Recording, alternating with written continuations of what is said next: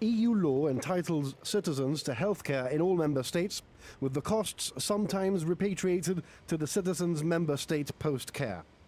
As from the date of withdrawal, UK nationals and Gibraltarians, in the event of a no deal, will not be able to access healthcare in EU member states.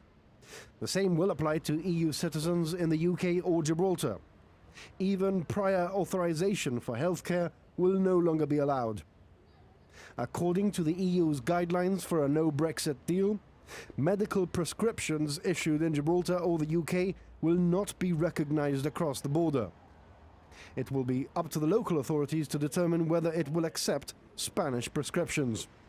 Another disturbing feature of a no-deal Brexit is that the European Union will no longer recognise blue badges for disabled bays registered in Gibraltar or the UK. The EU sets limits for any surcharges payable by credit or debit cards.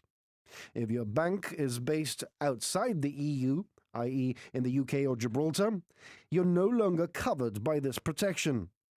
Gibraltarians paying by card in Spain will have to be careful that merchants do not apply hefty surcharges when taking a card payment. In 2017, the EU also set prohibitions on roaming charges when travelling between EU member states.